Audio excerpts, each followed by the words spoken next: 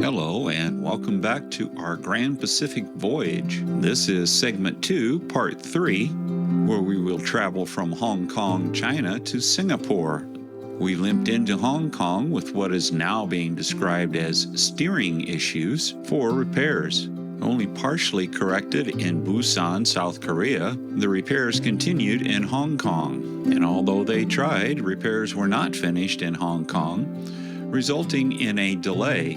That delay, and knowing that any further repairs could not be accomplished in Vietnam, the captain made the decision to skip Vietnam and sail directly to Singapore, because Singapore offered a much better chance of completing the repairs started in Busan. But happily, that would give us an extra day in Singapore. We arrived early in Hong Kong, a city, as they say, that never sleeps. Or maybe it's me that never sleeps. I'm not quite clear on that. Hong Kong is a city of 7.4 million residents of various nationalities in an area of about 426 square miles. It is the fourth most densely populated area in the world. As a special administrative region of China, at least on paper, it is governed under the principle one country, two systems. We chose our excursion today based on the idea that it should have had some walking, and it was rated at the extensive level of exercise. Well, unfortunately, it wasn't. But we did get a chance to walk through some of the more interesting areas, and many of the stores sold a lot of Chinese medicines and had very interesting names like the Shunshin Fa Trading Company. Now, I was a big fan of the books by James Clavell, Taipan and Noble House, but I suppose I romanticized it all because most of Hong Kong looked like this. Certainly old Hong Kong is still celebrated in the Chinese medicinal items you could find everywhere, or the exotic ingredients you could find on display. But not to be daunted, we kept looking for that elusive Hong Kong spirit. We found 7-Elevens aplenty, and Starbucks everywhere, all mixed in within the traditional Chinese stores selling the recognizable and the unrecognizable. Eventually we made it to Ladder Street and found out why it was called Ladder Street. Graffiti plagues Hong Kong just as the major urban areas in Europe. Oh, we made it to the top of Ladder Street.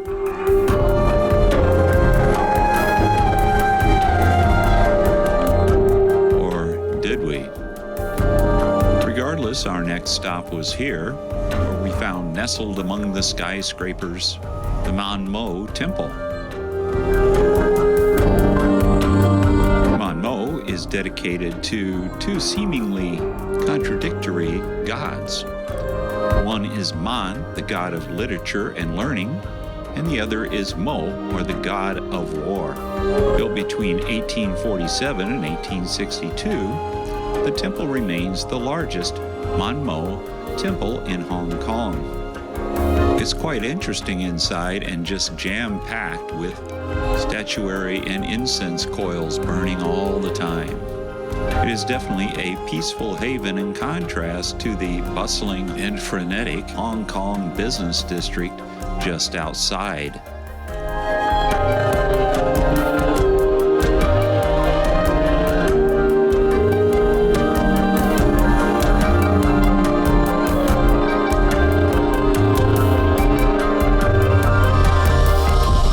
Continuing our walk, we joined the crowds on the interesting Hong Kong People Movers, a series of walkways and escalators up, down, and over the busy streets.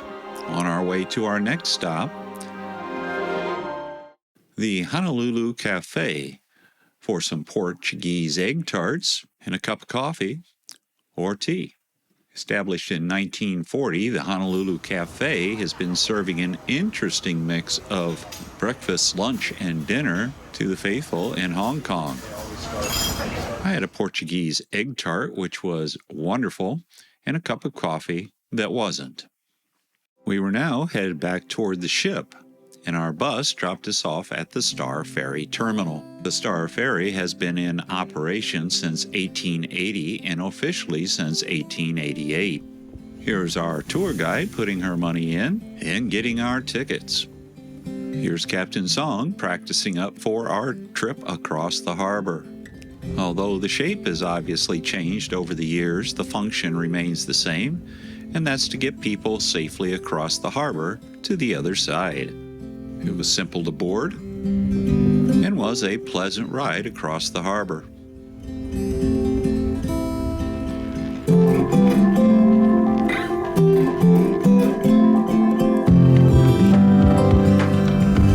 As far as we could tell, we were the only cruise ship in port that day. Riding the ferry gives you an interesting look at the skyline on both sides of the harbor. You have to keep your head about yourself because people just push right by. Moving around in Hong Kong is pretty much a full contact sport. Our ship was docked here at Harbor City, which also doubles as one of the largest malls in Hong Kong. More than 450 shops, 3 hotels, 70 food and beverage outlets, as well as 30 restaurants overlooking the bay. Returning to the ship, in our room, we found that we had a little surprise. Silversea asked, so I told them it was our anniversary. And sure enough, this nice little cake and display, as well as well wishes from Captain Thomas Coolitz, was there to greet us when we returned. As we enjoyed our anniversary cake, we moved to the veranda to enjoy Hong Kong.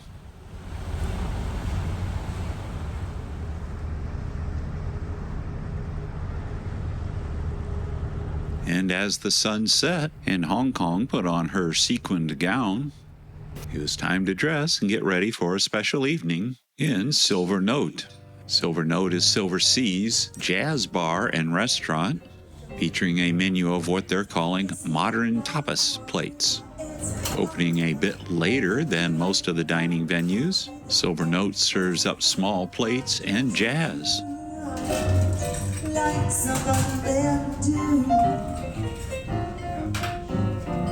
Join us for our complete dining and drink guide coming soon.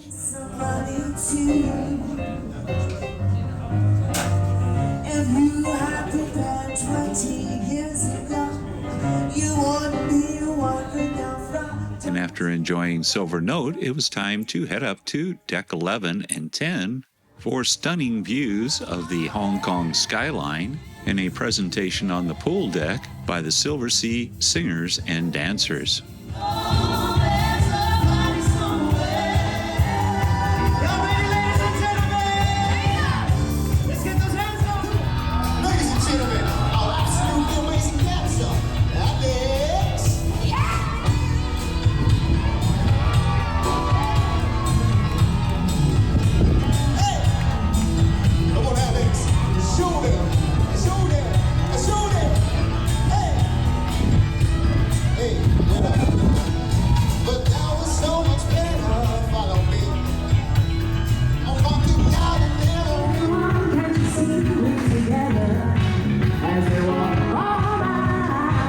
Day was to have been a day at sea en route to Ho Chi Minh City. But surprise, it was now going to be another day in Hong Kong while repairs continued. But wait, was it really? No. Now a second update comes out telling everyone not to get off the ship in Hong Kong because we would be leaving at 11 a.m. en route directly to Singapore, where our captain was confident that repairs could be finalized. But this meant Vietnam would be bypassed altogether. So what do you do when you don't know what you can do? Well, what we did was what we knew we could do, and that was take a nice swim and a soak in the hot tub. Now, there were a few folks in the morning that managed to get off the ship before the second notice was issued, either on ship-arranged tours or on their own, but somehow they were all contacted and back on the ship before 11. As we cruised out of Hong Kong Harbor, we saw this Chinese spy drone, or something like that, following us for a while. As we said goodbye to Hong Kong and China, we were finally on our way to Singapore.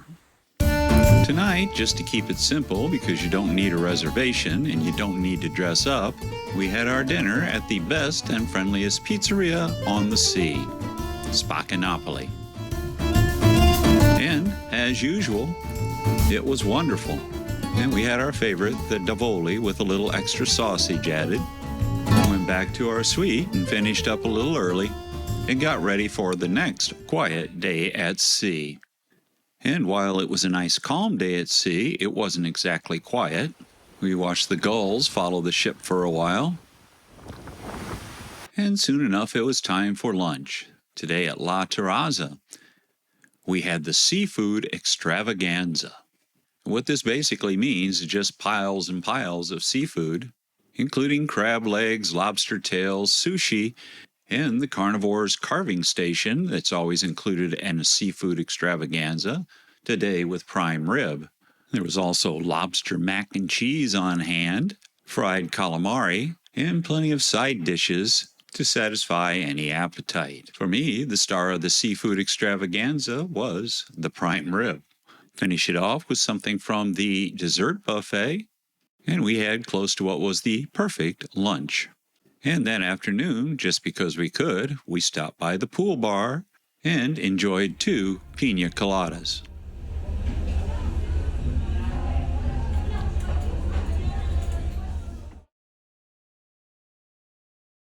Tonight, to start the evening, we attended the early show, which was Maya's Country Cabaret. Maya was one of the talented Silversea singers, and this was her solo show.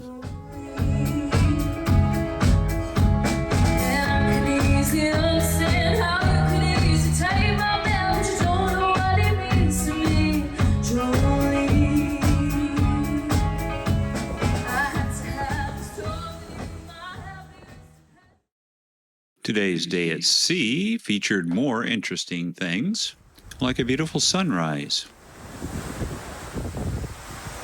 And for lunch, an Indian lunch buffet in Indochine restaurant. It was certainly all things Indian, and seeing as our head chef was an Indian gentleman, I was not surprised to see a wide range of Indian delicacies served up. Carving station was lamb, with many other things featured on the expansive buffet. There were plenty of Indian desserts to be had, as well as a few, for whatever reason, macaroons, but we settled on this pudding-like dish. The rest of the day was spent goofing around until 9:30 at night when we saw Janie's Cabaret, another one of the talented Silversea singers. Janie's show was Tina Turner versus Whitney Houston.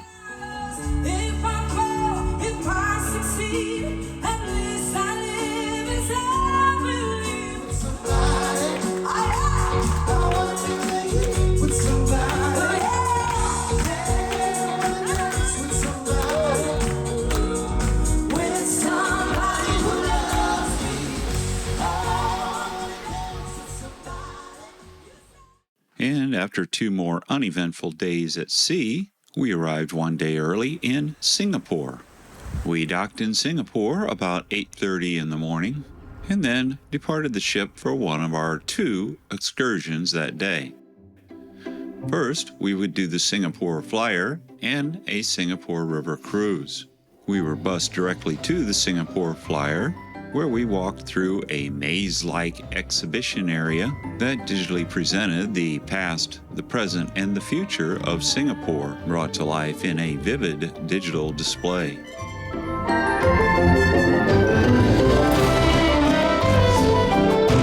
And after walking through the display, about 20 minutes worth, we eventually made it to the boarding platform for the Singapore Flyer. The Singapore Flyer is an observation wheel near the downtown core district of Singapore.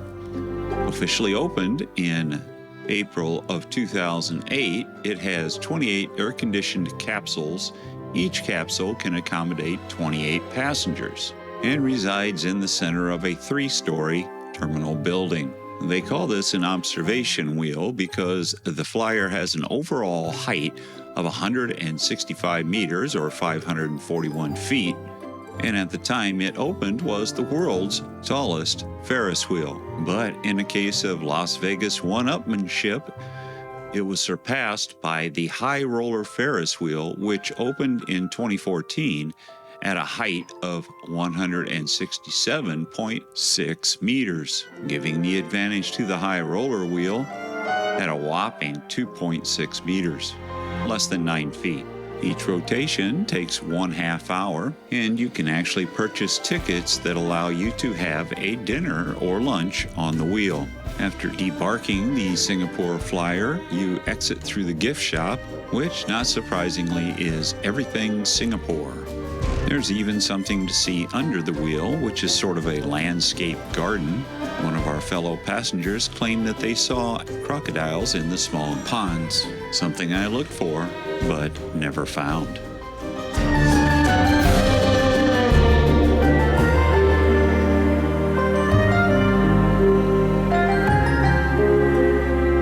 Well, it was time to leave the Singapore flyer and bus to our next destination for a Singapore River cruise. The Singapore River, once the home of squatters and hawkers, has now been gentrified and is home to businesses and tourism. In this area, there are many bars and restaurants, including a Hooters, among other things. Once on the cruise, we were told how the river was cleaned up by the government in 1977 after years of neglect. All those squatters and hawkers were relocated, and in 1977 the cleanup began. The river was at one time so polluted that no marine life could live there. Once emptying into the Singapore harbor, the mouth of the river was moved into Marina Bay Sands Reservoir, a freshwater reservoir for the island nation of Singapore. The cleanup efforts have been so good that most of the original wildlife found in the river or near the river has returned, including monitor lizards, otters, and these small children jumping into the water. Our trip took us into the Marina Bay Reservoir, where we got a good look at the Marina Bay Sands Hotel and the mascot and symbol of Singapore, the merlion.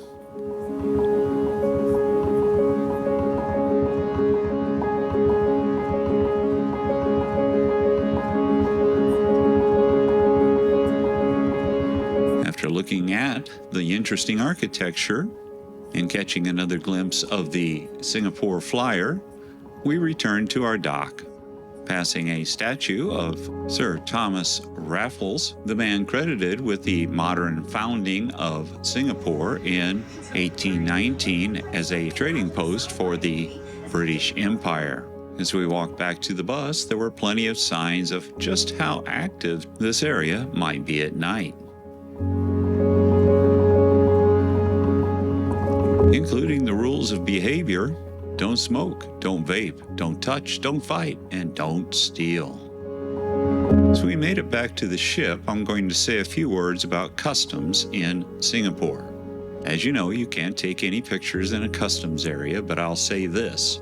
Singapore did the most intense inspection of any of the places that we stopped. They weren't overly friendly and they weren't overly efficient, and it was something you probably didn't want to do too many times.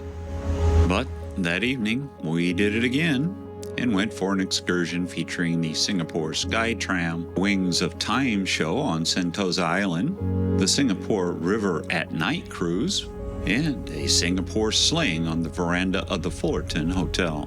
After glimpsing the cable car from Deck 11 on the Silver Muse, we once again braved customs to walk to the Jardines Step Building and take an elevator to the top floor, where we boarded our Hello Kitty gondola.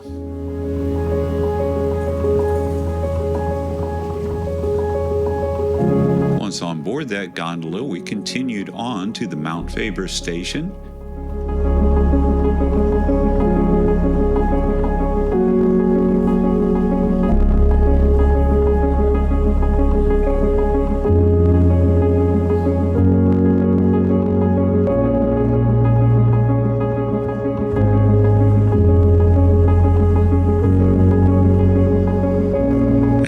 Favor Station, we made a U-turn and came right back through the building where we entered the gondola, and then on to our destination of Sentosa Island. As we moved towards Sentosa Island, we passed directly over the Silver Muse and caught sight of a beautiful sunset.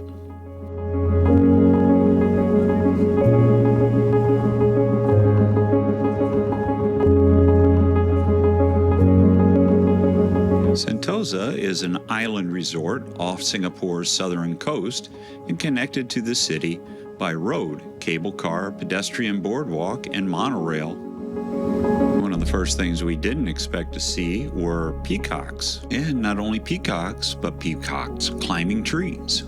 Sentosa includes many attractions and sports a large variety of restaurants and bars, as well as major attractions such as Universal Studios Singapore, the SEA Aquarium, Adventure Cove Water Park, Palawan Beach, Siloso Beach, Fort Siloso, Sentosa Boardwalk, and the Fort Siloso Skywalk.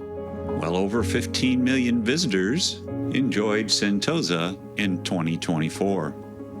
And while there were obviously plenty of things to do, we were there for The Wings of Time. The Wings of Time is a multimedia presentation that features projection, holographic images, fountains, lighting effects, lasers, pyrotechnics, and fireworks. And while the storyline behind The Wings of Time is more geared towards children, the visuals, frankly, more than made up for that. Here are a few snippets to give you some idea of what it's really all about. And if you have a chance to visit Singapore and Sentosa Island, I highly recommend the Wings of Time show. So, Shabazz, how exactly can you travel through time? Well, thanks to my wings of time, of course.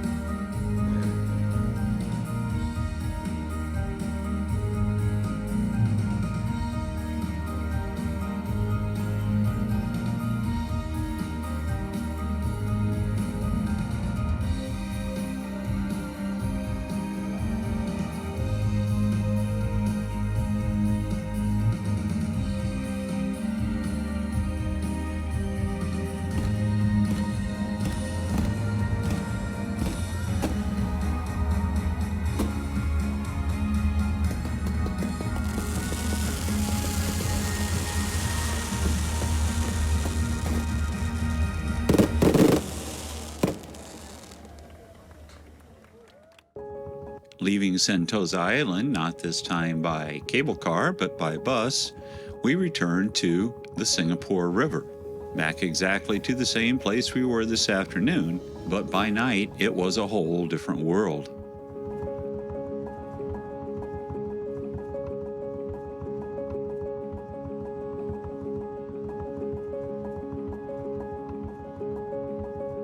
And although I was a little bit doubtful, I'm happy that we took the nighttime cruise, as the experience is quite different from the daytime trip.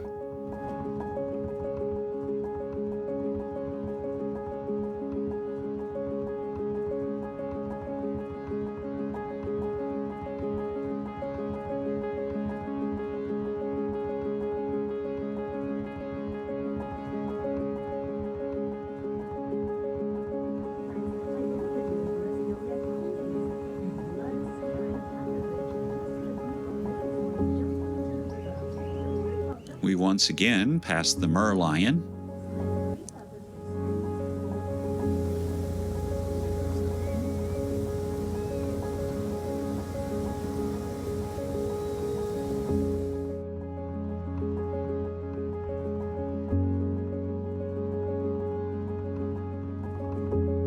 And continued on for a ways, debarking near the Fullerton Bay Hotel.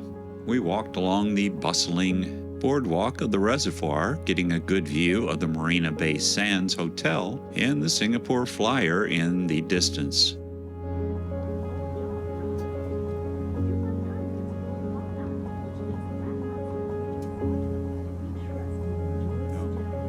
We slowly made our way toward the Fullerton Hotel and our goal of drinks on the veranda. The Fullerton Hotel Singapore is a 5-star luxury hotel located near the mouth of the Singapore River. It was originally built and known as the Fullerton Building and also as the General Post Office Building. In 1997, it was purchased from Singapore and developed into a 5-star luxury hotel. But we were there to indulge in drinks on the veranda and had our choice of a beer or a Singapore Sling. Now, I put a question mark on top of the Singapore Sling because while I ordered a beer and received it fairly promptly, Song opted for the legendary Singapore Sling. Well, after several inquiries, it finally showed up 5 minutes before we were supposed to leave. And was it wonderful? Was it glorious? Did the angels sing? No, they did not. By the time it got to us, it was a watered-down, weak mess. But sadly, it was time to leave and head back to the ship. Well, that's it for this section. Please like, subscribe, and ring that notification bell to be kept up to date on releases. And join us as we stay in Singapore for one more night and begin a new segment of our voyage. Segment 3, Part 1, is Singapore and 2 days at sea en route to Bali. Thanks for watching, and as always, safe and happy travels from T's Cruise and Travel Muse.